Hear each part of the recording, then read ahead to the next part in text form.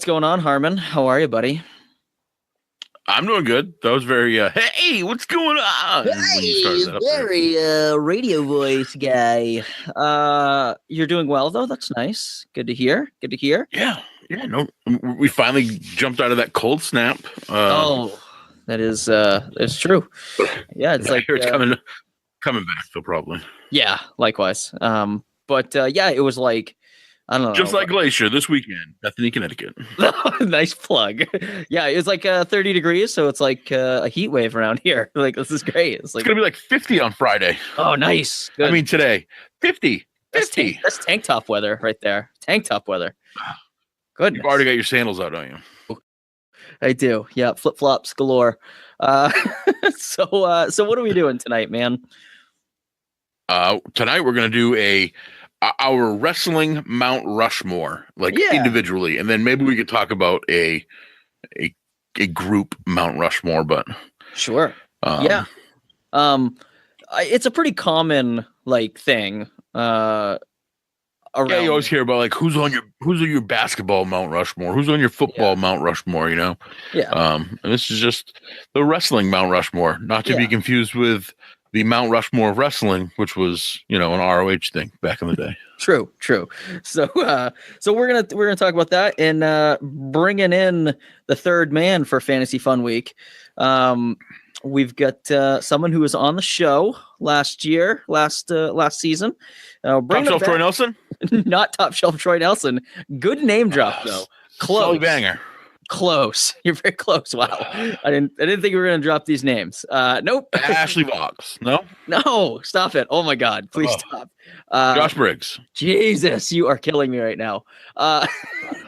Bringing back our good old buddy Doug Barrel. What's going on, Doug? How are you? I'm just disappointing Harmon here. I know. God, man. Doug, you want to know what you have in common with all the names that I mentioned? I was on the show. Correct. But you also had a fantastic 2017. You got your new house. You got a new job. Oh my God. Stop stalking me, dude. Yeah, right? This is Facebook stalking at its finest. Oh, goodness. You're welcome. Harmon has your Facebook up right now. He is. He's going through your pictures, going through I'm just saying, all those wrestlers that were on the show, they all had fantastic 2017s. Yeah, we're good luck. Some people started their own promotions. Some people became champions. Some people blew up like the internet. Yep, and some people, the internet blows up. Some people went undefeated. Did I say undefeated already? Undefeated. All those people had fantastic years. One could say that the Main Event podcast is a good luck charm. Yeah. I gotta say, man, it was. And 2017 was a much better year than 2016. And I had the privilege of not only interviewing Top Shelf, who you mentioned, but, Ray Glacier, who you had in week one. I got to interview him twice. I gotta say, man, that's almost like I mean this in the most endearing, best way possible, because I love talking to that guy, but that's almost like a bye week. Did you really, because he just talks, you just give him a subject and he goes. Did you really want to use your bye week in week one? I know. It's we are the Miami Dolphins of podcasting right here. Week one bye, yeah. Well, thanks for listening to the episode, man. That's it's nice to hear that you enjoyed it. Last time we had you on, you were doing some writing for Top Rope Report. You're doing occasionally a guest on the Top of the Morning podcast. You did an analysis for our draft that we did last year. So thank you very much for that officially.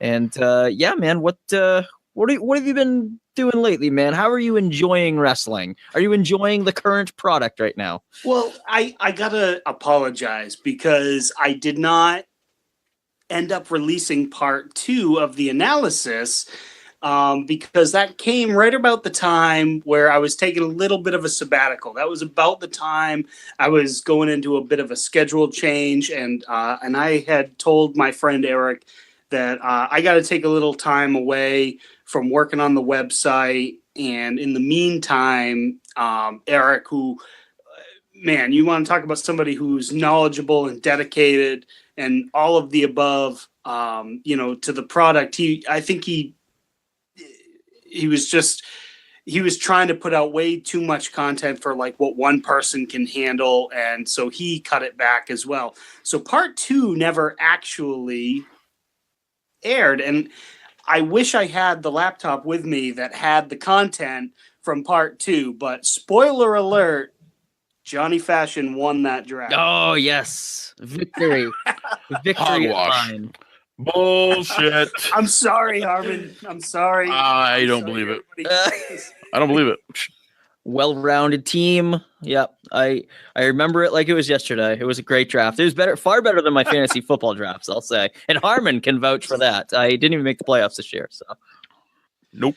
Well, nope, no, I don't know if we just think similarly, but no, I loved the draft. I remember Johnny was in position to win it, but part 2 never aired.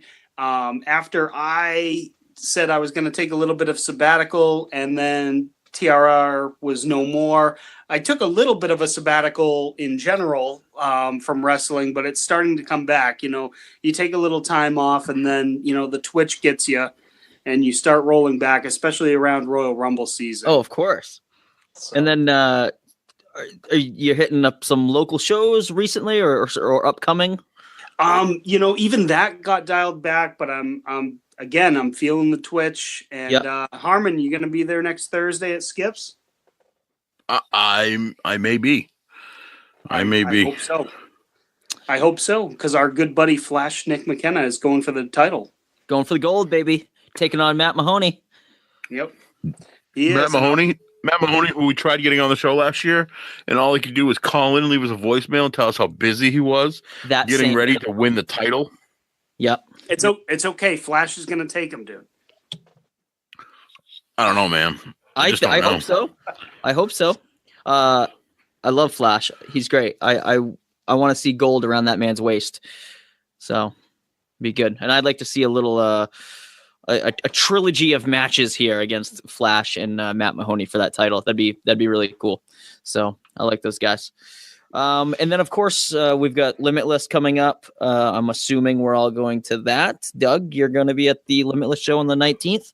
Oh my God, I'm killing you, Smalls. I'm not going to be there. No. Well, end the show, folks. See you tomorrow. It was fun. It was fun while it lasted. No, we'll do a quick. I've got tickets to see the Maine Black Bears take on UNH and Orono, and nice. I'll be there. Valid also reason. A good ticket, I guess. Yeah, good ticket, man. Let's give Limitless a quick plug here. The World is Ours, January 19th, 7:30 at the Westbrook Armory. That's 120 Stroudwater Ave in Westbrook, Maine. Tickets are available at limitlesswrestling.com. And holy shit, barn burners galore. It is going to be a crazy night. The main event is a 4-way: Josh Briggs versus Ace Romero versus Anthony Green versus JT Dunn. And and then after that, it's just like the craziest matches ever. Like Matt Cross versus MJF, Tessa Blanchard versus Deonna Purrazzo. It's crazy. It's a crazy night. I'm sitting here wishing it was the next night so that I could just have a fantastic weekend and go to both. Yeah, right. Oh my goodness. So yeah.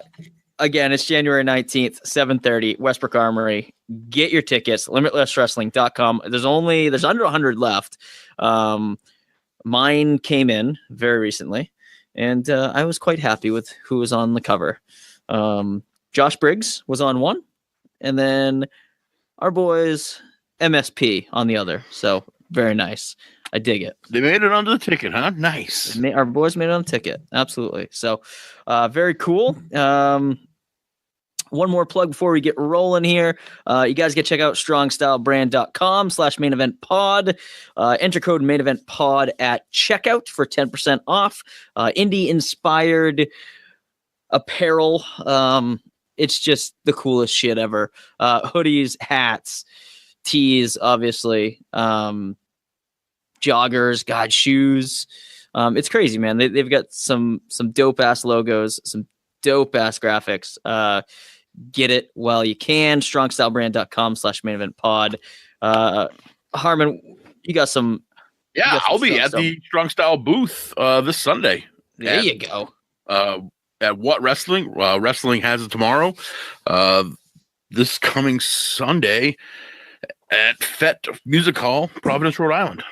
There you go. You're gonna be there, working the booth, working the strong style. The booth. Yeah, man. Come on up. Give Harmon a hug. Harmon, I hear you're a good hugger. Give Harmon a hug. It's a curse. It is a curse. Oh man. Yeah, get a hat, get a snapback hat, get get a tee, get a hoodie. It's awesome. I warned Mr. Screams that I'll be wearing a red Strong Style brand shirt, so I will. The guy who looks like Mr. Kool-Aid in the corner, that'll be me. That'll be you.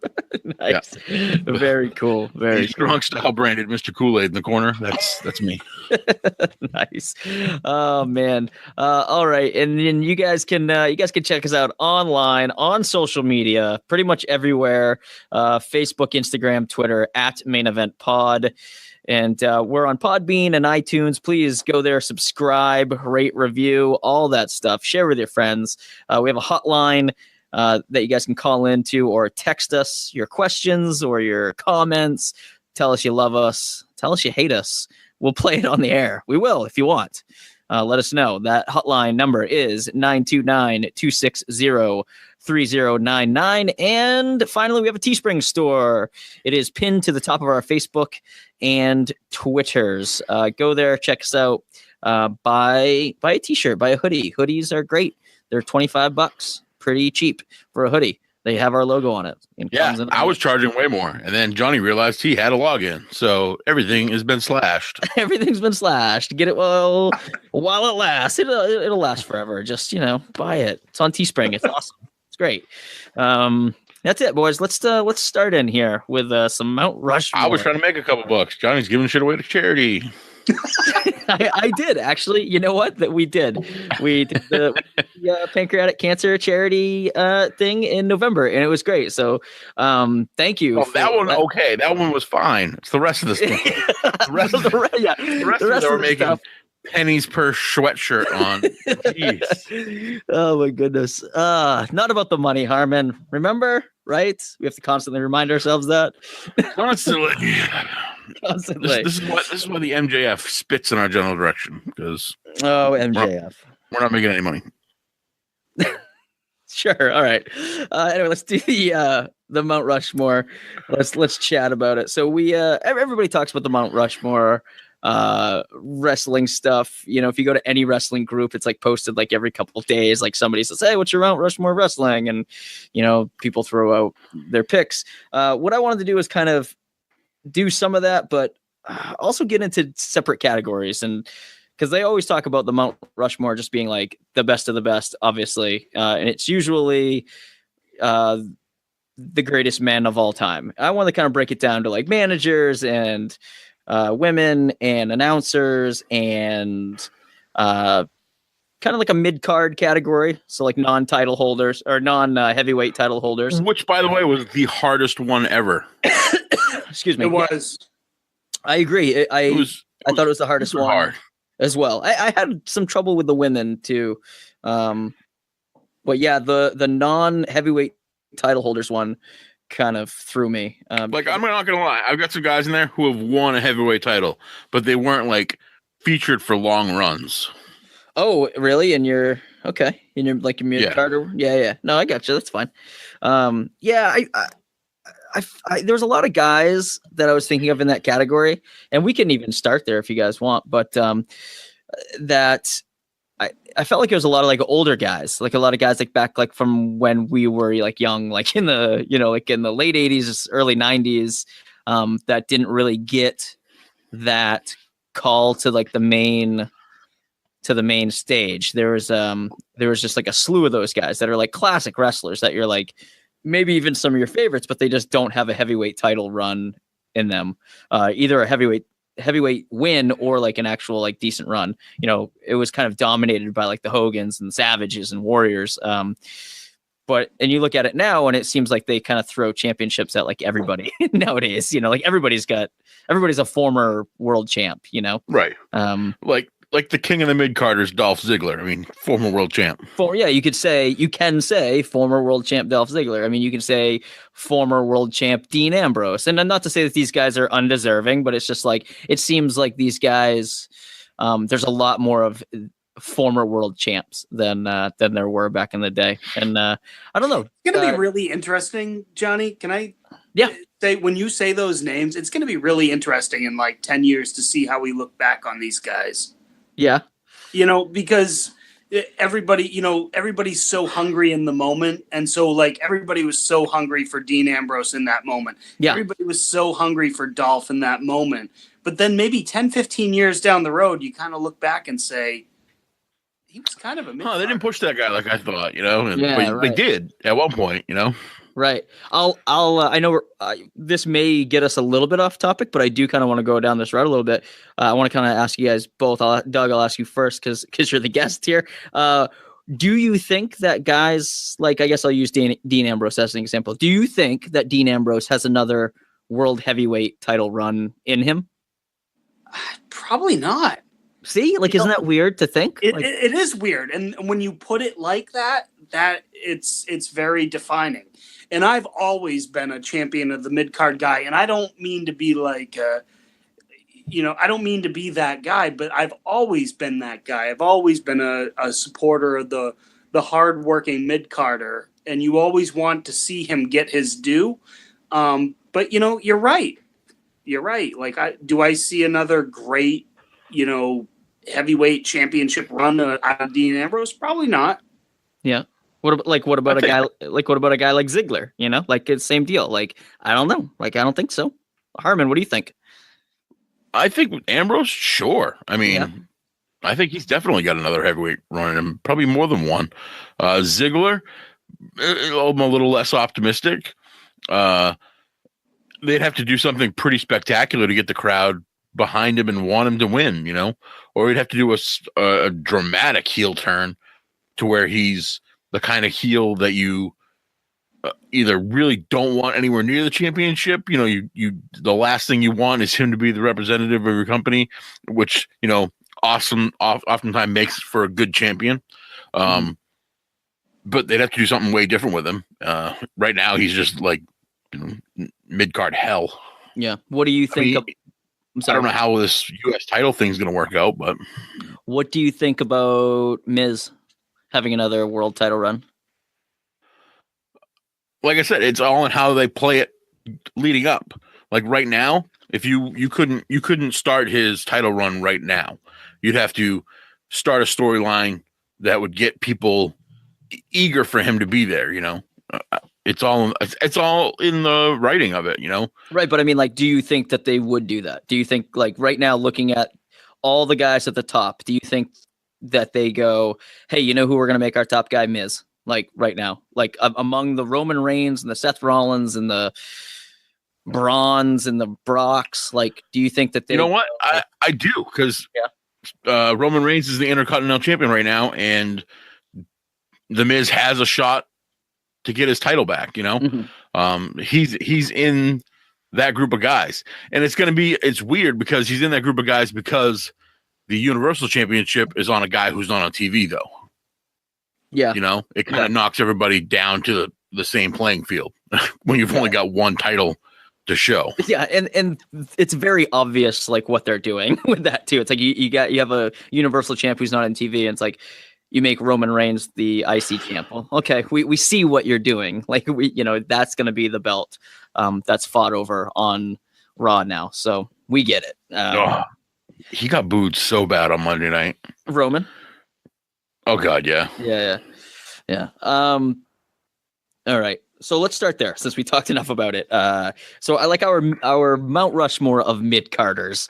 I had down like non-heavyweight title holders. Harmon, you said you had a couple guys that had heavyweight title runs. Yeah. But they weren't really like good runs or anything like that. So why don't you start? Why don't you throw your list out there, your Mount Rushmore. For the guys that I thought should be, in that mid-card spot, I had Owen Hart. Yep. I thought, without Owen Hart, you didn't have the Hart Foundation like feud with the whole Hart family last as long as it did. You know, they kind of probably would have had to gone to something different. Mm-hmm. The Big Boss Man, he was always around. You know, he was like a gatekeeper to the title. You know, you had to get by the Boss Man, and he had some pretty memorable feuds and stuff. And he was, you know, he worked well from the late 80s and early 90s all the way till, you know, when he passed away, really. I mean, the man worked constantly. Yep. Good I like that. Other guy I wrote down was The Miz. The Miz is probably king of the mid card. I mean, him and Dolph Ziggler, but The Miz is just top notch. He's right there, you know? Yep. Good call. A couple other guys I had written down, but some of these guys have won titles, some of them haven't. More modern guy like Sami Zayn, the Big Show. You know, he's been a perennial like mid card talent that they can raise up every once in a while, and then stuff him back down. And then a couple of guys that were super popular, like Macho Man. You know, he was really not main event guy all the time. He was more top of the mid card.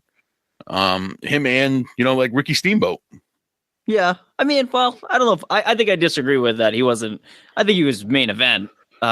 Maybe just playing second fiddle to Hogan, but I don't know. I don't think of Macho Man as mid-carder at all. I think of him as world title holder numerous times. So I don't know. I'll disagree with you on that one, but I like your other picks. I like your other picks. But so you have to pick 4 though. That's the game. That's the Mount Rushmore. You got to pick 4. Who's gonna get chiseled? I had to pick 4 of these guys. I thought we were doing like our Mount Rushmore was one of these, like each of these people. Okay, I hear you. Yeah. I'm gonna put up Boss Man, The Miz, Owen Hart, and probably will be a mid-carder for years and years to come. Captain Tryhard, Sami Zayn. Oh, nice. Wow. Sami Zayn. I didn't even think about that. It's good. It's hard for me to think of like modern guys when we kind of do these lists, because my brain is just like always in like that, stuck in that 90s era, or like the gimmick era.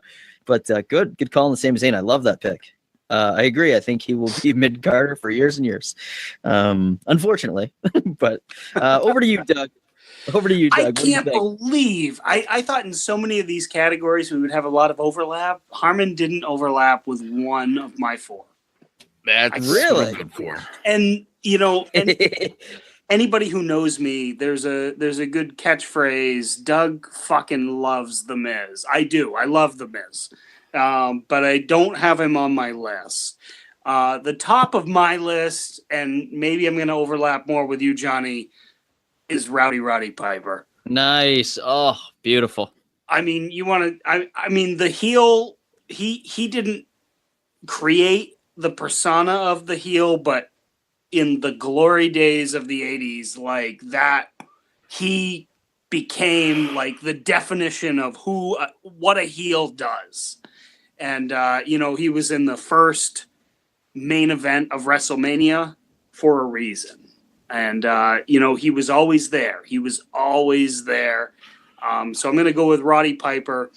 Another guy who is probably going to get overlooked in this category because he's often deemed a tag team specialist and the sidekick of the guy. So he was never really in the conversation for a world heavyweight championship, but he was probably the best tactical wrestler for years, is Arn Anderson. Oh, yeah. Good call. Yeah, it's very good. That's a great call. And I think like the guy, when you talk about this category, one of the guys that's probably going to come on most people's list is Razor Ramon Scott Hall. And he himself has described his role as Razor in interviews. And he always said, like, look, I'm upper mid card. Like, I'm the guy that you go through to get to the big belt.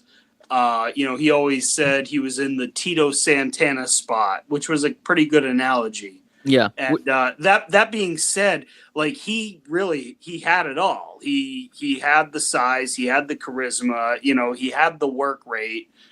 There's no reason that it would have been controversial if he had been a world champion.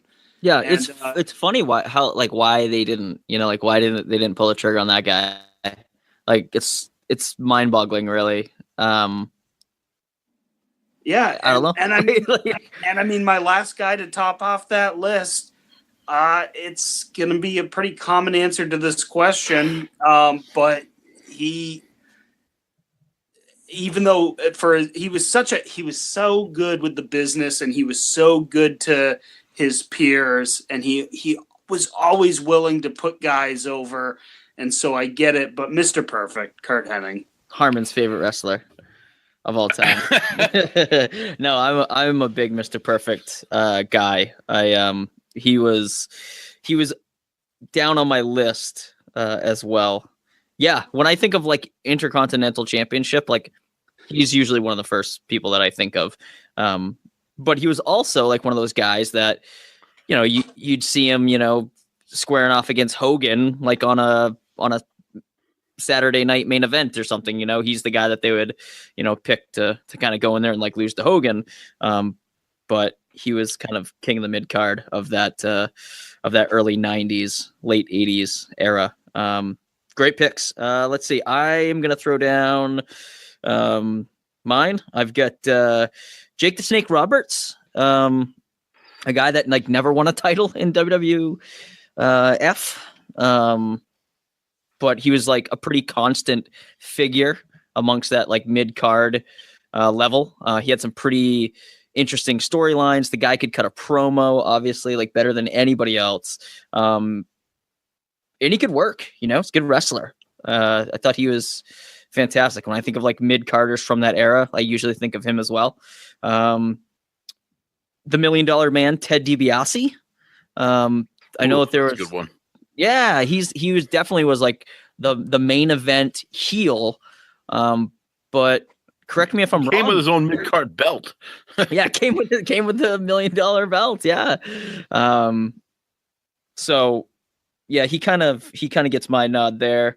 Another guy that's like, I know Rick Rude had like an NWA championship at one point, but Rick Rude's another guy that I just thought was like, so like you could easily just put the strap on that guy and be like, yeah, like this guy looks like $1 million. He's got a great gimmick. He could talk. But when Hulk Hogan and the Ultimate Warrior are around, I guess probably not a good choice to give the belt to a heel, which is funny because during that era, like the belts were always on faces, except for like Sergeant Slaughter is what I remember, and like maybe Macho King. But other than that, like Sergeant Slaughter had it forever. Yeah, it was always like Hogan, Warrior, and that was really it. And Macho as a good guy, but yeah. And then let's see. I also, you guys in a combo took my other three, but I'm gonna go Owen Hart. Owen Hart. I liked Harmon what you said about Owen. He's a guy that I think if he didn't tragically pass away, I think at some point they would have put the belt on him, even though his career was kind of like his prime was past him. I know he's doing like weird stuff with like the Nation at some point, and then he did the Blue Blazer thing. But I think at some point he would have come back as, the King of Hearts, Owen Hart, and just had a good title run in him. The Slammy Award winning. Yeah. Owen Hart. Yeah. But he's the guy that I think. Love that. Yeah. Very cool, right? Came out with both of them. Woo! That's so good. I would have liked to seen him as a title holder, but so he makes my Mount Rushmore of you're that little nugget. Little nugget. Little nugget. Go down the toilet. I am not a nugget. Oh, good.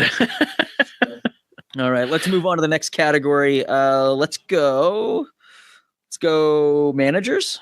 Let's go managers. Sure.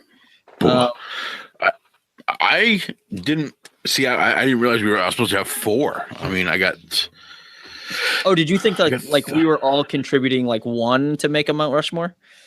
Yeah, I thought our Rushmore was like one person from each of these categories. Oh, I see.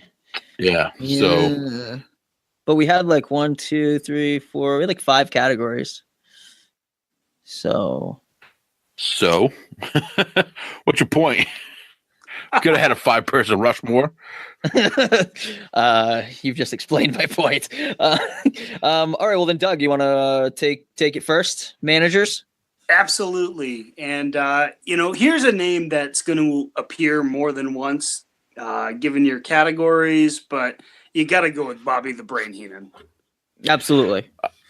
When you talk about also on my list, also on mine. Well, I mean, he should be on everybody's list, everywhere. And he is on another list of mine. Spoiler alert. Women? Yes, he's women. I've seen him dress like a woman. He's on the women's list. No, yeah, he dressed in drag to get into that episode of Raw one night. Yeah. But when you think about some of the high-profile guys, especially obviously the heels that he managed, the lasting image of Bobby the Brain Heenan is him with Andre. Yeah. And he really was. I mean, you want to talk about a guy that can cut a promo. I could listen to that guy talk about wrestling for 20 hours straight, and I would be completely satiated and happy. It's Bobby. Number 2, I got to go with Jim Cornette.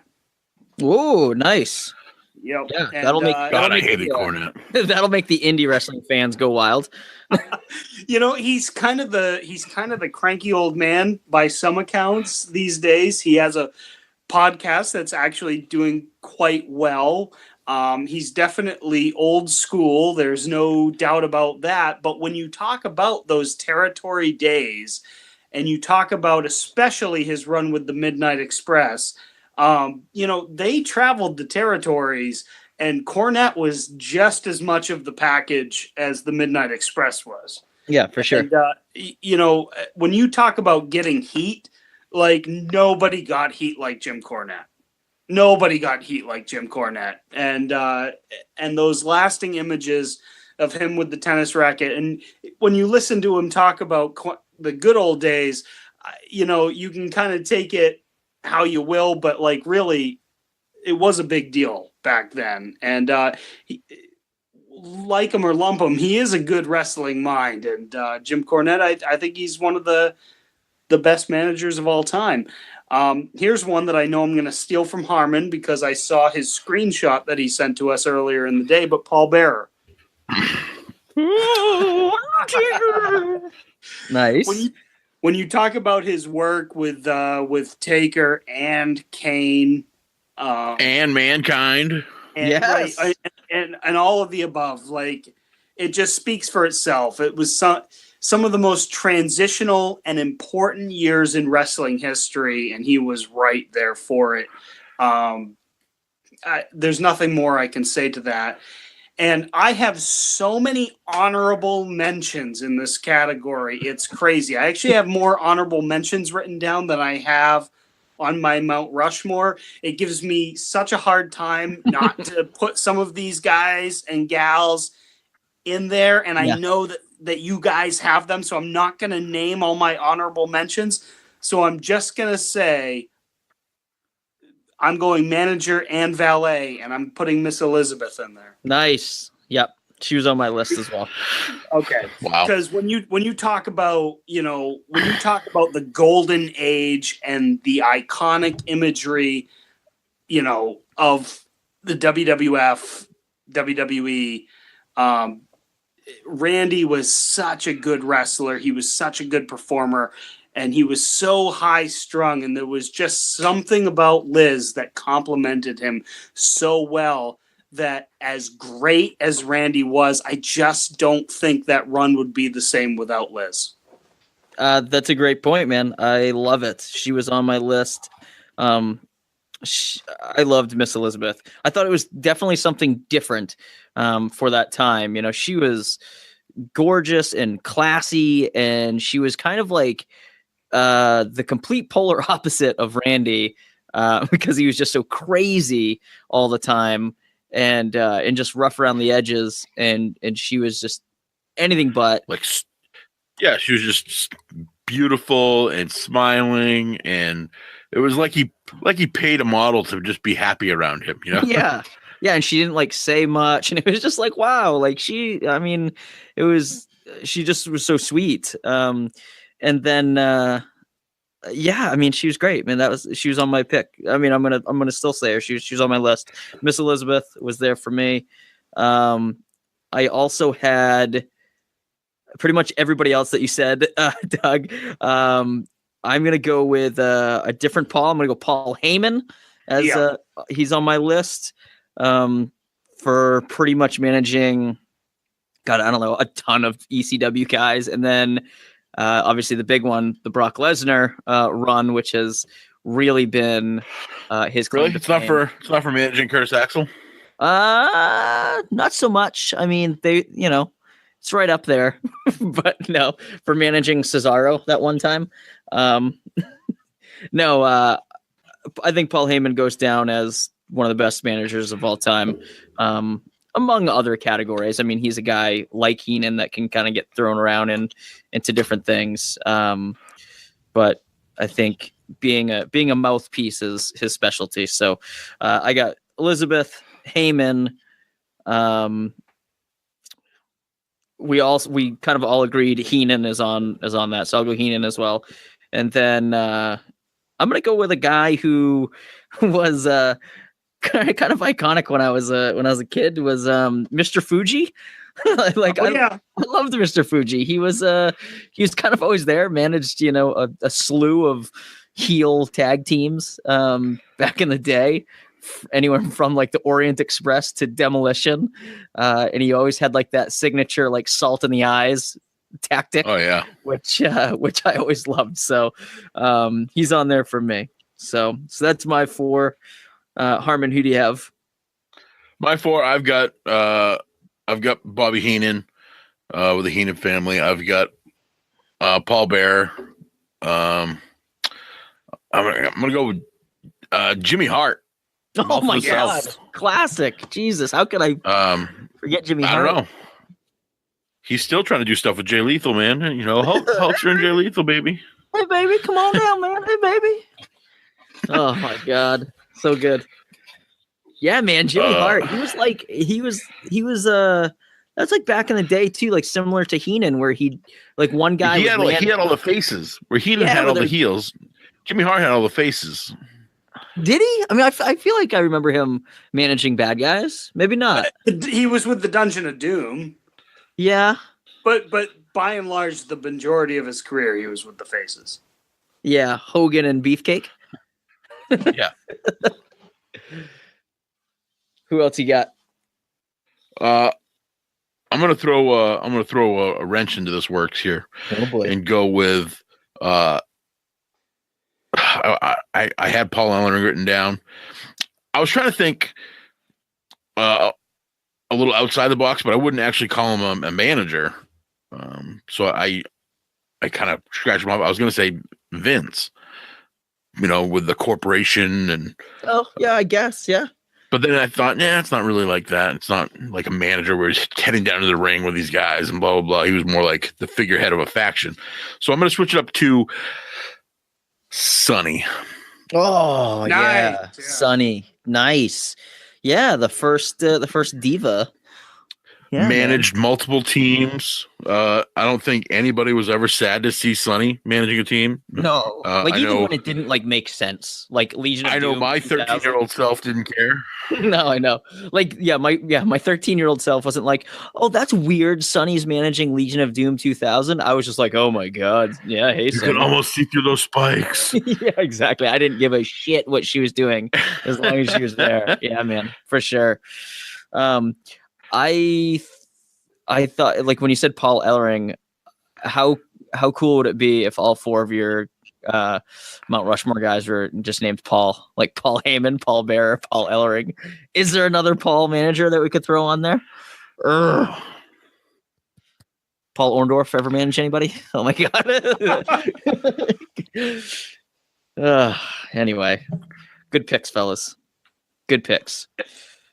Where you guys want to go? Women next? Let's do women. Yeah, let's go women next. Women next. Johnny, who do you got for women? Let's go you first. Who do you got for your Mount Rushmore of women? All right. Fabulous Moolah, obviously. She had like that ridiculous streak. She was pretty dominant like her entire career. I'm gonna go Moolah. I'm gonna go Trish. I know it's probably a pretty popular one, and I think it's a pretty I think it's a pretty overrated pick too. I mean, Trish was great, but there'll probably be a lot of people that are like, well, there's a lot of wrestlers better than Trish. And like, yes, I agree. But for me, I think she deserves to be there. She got significantly better from where she started until where she ended her career. And she went out like pretty much in her prime. I mean, she kind of walked away. Yeah. And she was in peak physical condition and could still really put on pretty amazing matches. She was also at peak baby making time. So yes. So I'm going to go Moolah, Trish. I'm going to go China because she was so dominant in the women's division that she had to go fight men to make it fair. And I thought she was like, obviously like super iconic in the Attitude Era. First woman in the Rumble, held the IC belts. I'm just a big China fan. So I thought she definitely deserves a place on there. And then my fourth one is going to be pretty controversial because deserves to be there right now. But I think when her career is all said and done, she will maybe the most deserving person. I'm going to say Charlotte Flair. I think that she's going to hold that Flair name and she's going to win so many damn titles. And she is like, just like the perfect like women's wrestler to be in the WWE. She's got size, strength, agility. She can speak. She's got, obviously like the Flair name and the Flair like arrogance and the robes and like just I think she is like the epitome of what pro wrestling is, but on like the women's side of things. And so, yeah, those are my four. Whoever wants to go next, please do so. I'll go because I have a couple that match with you. I have Trish, because for that end of the 90s going into the 2000s, she was who I remember being champion like constantly. She was always like on TV. She was right there. And I also have Charlotte Flair. I think she's going to be. Yeah, I do. I think she's going to be. The figurehead of this women's division for a long, long time. I also have somebody who's, extremely new, hasn't even won a championship yet on my list, but you can't discount her accomplishments already, and that's Asuka. Thought you were going to go with Lana. No, Asuka and her streak. I mean, she's been in the company now for going on 3 years, and she's still undefeated. Yeah, I thought about her after, and then I was like, oh yeah, I should have put her on the list. But no, that's a good pick. Again, I think on the same lines as Charlotte, we're like obviously like too early to throw her down there now, but like when her career is all said and done, like you'll look back and go like, oh my god, yeah, she was so dominant for so long. Yeah. Great pick. Great pick. My last one, I could go with the Hall of Famer and Lita, but I'm going to pick. Like the person that I think like really bridged the gap to where we're going now. And even though her character was amazing, I mean, they could do so much with her. Her wrestling was really good too. And she was a student of wrestling, I think. But also her character was unbelievable. AJ Lee. I think if she had stuck around longer, she would be no problem. She'd still be tops. Okay, I dig it. I mean, she was just so versatile. They used her in all kinds of storylines. I mean, from Daniel Bryan to John Cena to everybody. I mean, Diggs, Big E. I mean, everybody. Yeah, she got more undercard. She got more undercard guys screen time than anybody. Good call. Doug, what do you got over there? Well, Harmon's killing me because that was the pick that I thought neither one of you would put in. But thanks, Harmon, for going first. Yeah, I'm a real fucking wild card, Doug. Don't you forget it. I told Harmon earlier today that I had a glaring omission in my women's category. My glaring omission was Trish. I've got to go with Moolah. Obviously, you don't hold the belt for 28 years and not make this kind of list. I mean, this is all about like. Yeah, but she didn't wrestle for 27 of them, so. Well, listen. Yeah. And I got to go with China for how revolutionary she was. Now, when it comes to the Attitude Era, obviously everybody goes to Trish and Lita. I'm going to go with Lita because when you talk about the, quote, women's revolution and you talk about the working women of today, I mean, obviously Trish has a big spot in all of our hearts. But if you talk to those women who were kids watching at the time, who was their big influence? It was Lita. I mean, she was edgy. She did high spots. She was a great worker. Like, though, yeah, she'd get into the ring at the end of matches and she'd beat up on the guys, Right. And that's who the women of today, more so than Trish, were the one. They're like, oh no, I looked up to Lita. So I'm going to put Lita in that category, but I did have AJ as my last, and I didn't think either of you guys would have AJ on the list. But when you talk about Charlotte and Becky and, like the influx of women talent of the last couple of years, I agree that if we go 10 years from now and we look back, Charlotte's probably on this list. But AJ was kind of the gap bridger between, the pillow fights and the legitimate wrestling. And she had the legitimate wrestling down, before we have what we have today. So I have AJ. And I think the one that we only kind of mentioned, and it was one of my honorable mentions, was Alundra Blaze, a.k.a. Medusa. Nice. Yeah. She was on my list too, like my honorable mention list, but I didn't go with it. I don't remember seeing enough of her. I saw a lot of her when I was like, real young, like, 8, 9, 10, but I don't remember seeing a lot of her like after that. Yeah, and I guess like the competition wasn't great around her either. Like, and they didn't really have like a really strong women's division, especially like especially in WCW, but even like before she jumped ship, and they never really built any like real storylines around her. And like they would just, they do like a one spot with like they bring in somebody from Japan and just do like a one match off thing. And I will say my only problem with the AJ Lee thing is that she just wasn't, like Harmon mentioned, she just wasn't around for long enough, I think. You know what I mean? Like for me, if she would have been around longer, I'd like no brainer, like that she would be on everyone's list. But I just think such a short.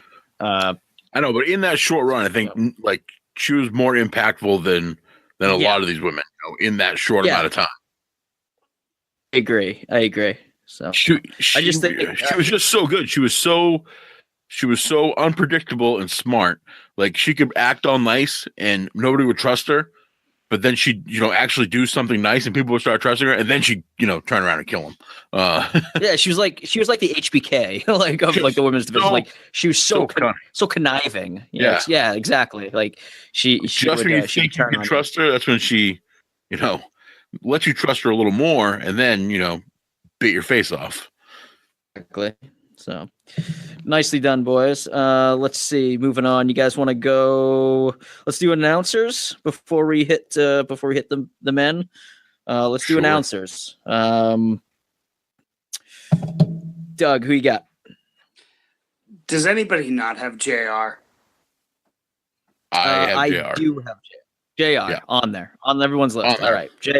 Okay, so I will say though, I mean I do have them, but I was to find ways to not have them on just because I knew that you guys would. I couldn't do it.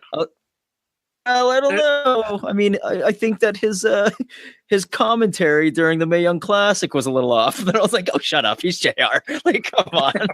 Right. Yeah. Fuck you, Johnny. I know. And then, number 2, I got to go with Gordon Sully. And, he was the JR before there was a JR. And, I've been... No, he's not thinking that deep. I have him, too. Oh, good. Nice. There you go. And, I'm kind of a bit of a WCW mark.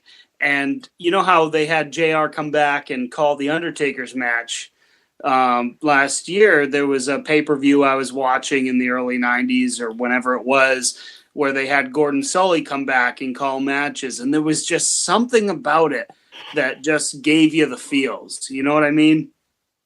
Nice. Yeah, and I mean, I don't know. Matt, I'm going to go with Gordon Sully, just not only for his legacy, but in the matches that I heard him call, he gave me the feels. And then I'm going to go with a duo, and one of them has already been named as manager. I'm going to go with Gorilla Monsoon and Bobby Heenan. Does it get any better than that? They were so entertaining. So entertaining. Yeah, they were great. I mean, obviously, like, I liked Gorilla and Bobby, but I also liked Ventura. I thought were a good combo. Not to say Ventura was on my list, but I thought they were a good combo. They worked well together. He was in my honorable mention. Sure, I thought was good. Harmon, who do you have? I had Jim Ross and Gordon Sully. The only ones I can think of, though, the other ones were Gorilla and Bobby and Gorilla and Jesse. And the only other one I can think of was the Vince McMahon himself. Pretty underrated as an announcer, I think. When he was announcing with, like, Jesse, it was pretty good, But yeah, for sure. I just don't know if I could put him on my Mount Rushmore of announcers. It's got who Ventura? Yeah, no, Vince McMahon. Vince. Yeah. I'd have to go with Jim Ross, Gordon Sully, Gorilla Monsoon, and Bobby Heenan. That's nicely done. I am going to go with Jim Ross, like we all said. I'm going to say Gorilla, just because I liked both him and Heenan. I guess I could go Heenan here, but because you guys have already done that, I'm going to go Jerry Lawler. I think that he has had a great run. Obviously not a play-by-play guy, but just color guy. Like, just he's there to make you laugh and throw out the word puppies every once in a while. Introducing that terminology in the 90s was great, or late 90s, early 2000s. And then I'm gonna say my fourth one is everyone's gonna hate me on this one. I'm gonna say Michael Cole. I was gonna do that as a controversy. Man. See, I mean, I don't think Michael Cole is like the best, but he's been there forever. He's obviously a company man. He's got Vince in his ear constantly. He's not horrible. I mean, he tries to call the action, but I mean, is he Jim Ross? No. Is he Gorilla Monsoon? No. But he's a guy who has just been there forever, and I think that when you look back at it, I think that his tenure there is enough to kind of gross goatee into some stone. So I can't put him on my list, because if I think about announcers and matches and stuff, his voice never pops into my head.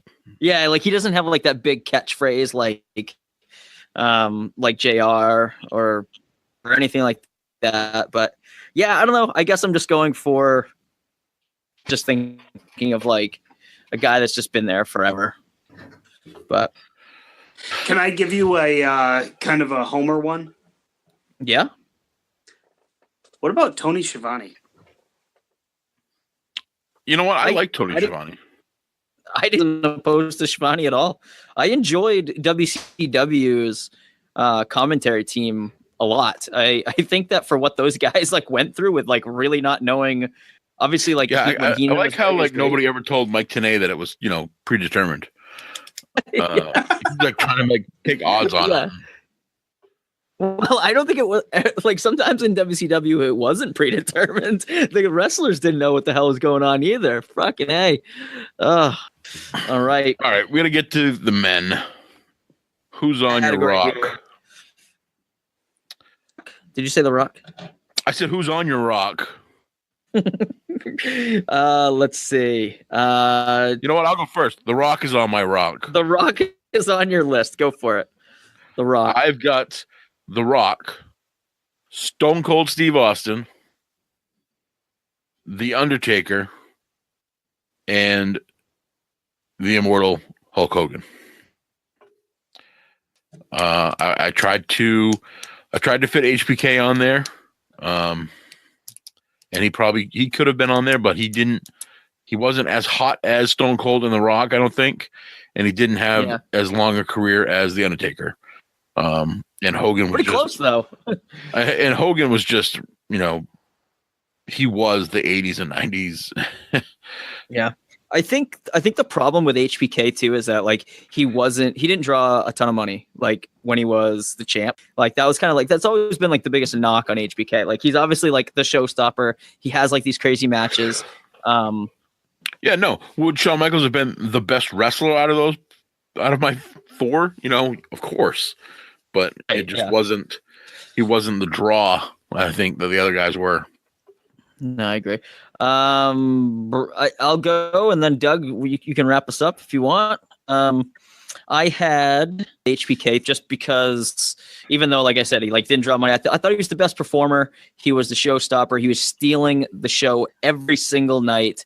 Like his comeback, I am really fond of his comeback. A guy that you thought was just out, you thought this guy would never wrestle again. He had all these years off. He just goes back in time and he starts wearing the chaps again. And he's he's like the HBK of old. And he has this complete resurgence.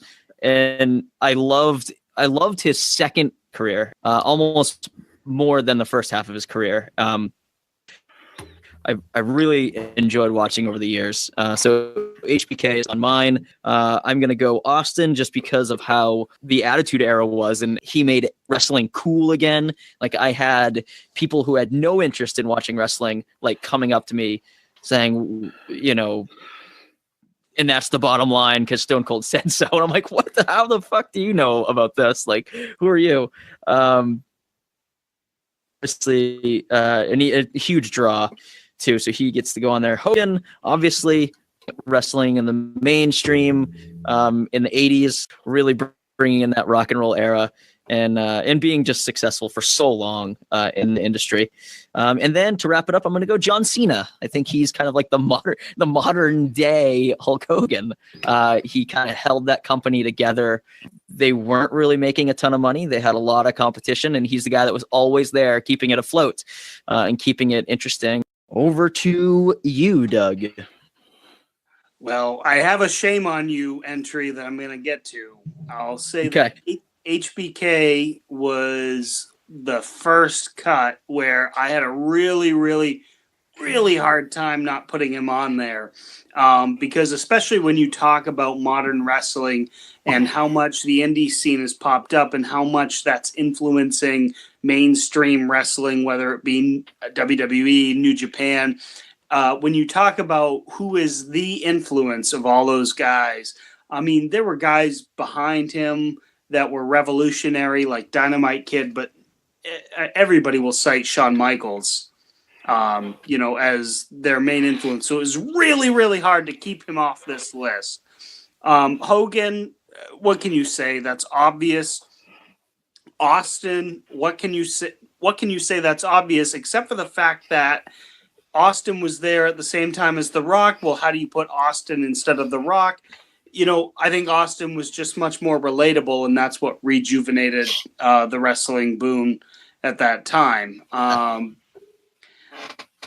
This is not my shame on you pick, but I'm going to go with Bruno Sammartino because what was Bruno Sammartino? He was the Brock Lesnar of his day. You know, he was not in the road every day, but he was the big money draw before Hogan really made it a big money draw, right?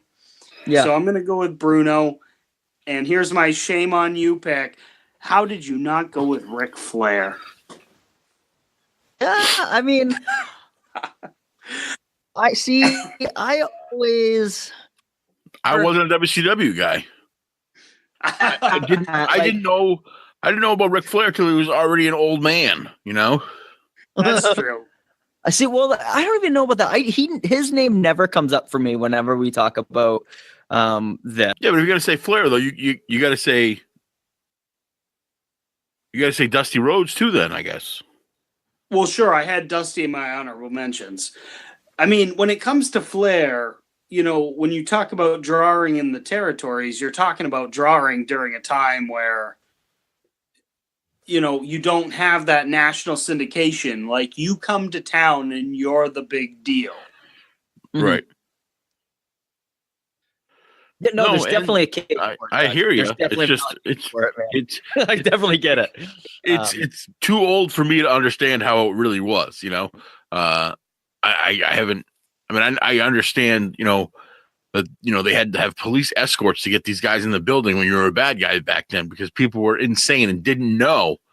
You know, it's a little different now. You know that kayfabe's dead. Once he was on TV nationally, everybody noticed that all of his matches were the same thing. You know, he did this. Well, yeah, and I mean, and sure, he was like past his prime, but he was like, he literally did the same 5 spots in every match. Like everybody craps on John Cena for doing 5 moves of doom, but Flair was pretty much the same thing. So that's it, boys. Those are our Mount Rushmores of various categories. Doug, where can people find you on social media? Oh, dude, I kind of dropped the Twitter, so I'm just on Facebook. Did you delete your Twitter? That's amazing. Good for you. No, I didn't, but it's there, but I don't use it. It's out of the cosmos. I can't remember my password. That's right. You can find me at Harmon316 on the Twitter. You can find me Big Bad Bub on Bub Harmon on Instagram. That's what it is. Unbelievable. Someday you'll get. Someday I'm gonna remember my Instagram. I take like 1 picture a year, so nice. Check out 2018's version. You know, coming up soon. Yeah. I'm at Johnny Fashion on Twitter. You guys can find the show's Twitter at Main Event Pod. We're on Facebook, Instagram, and Twitter at Main Event Pod. We're on Podbean, iTunes, hotline 929-260-3099. And we've got a Teespring store. And that's about it because Harmon wants this show to end. So thank you so much. This is the first time I'm like, get off the air. Hey, Dougie, thank you so much, man. Appreciate the time tonight. Thank you, guys. We'll see you soon, hopefully. Yes. All right. Doug's buying beers and bucks next week. Woo! All right. Nice. Awesome. All right, listeners at home, thanks for listening. Later. I've already done my thanks. What the hell? You're ruining my gimmick. I'm going to ruin Colt's gimmick. Thanks. Oh, don't. Thanks. I got to edit that out now. Now I got to edit that out. God damn it, Harmon. We're gonna talk about wrestling.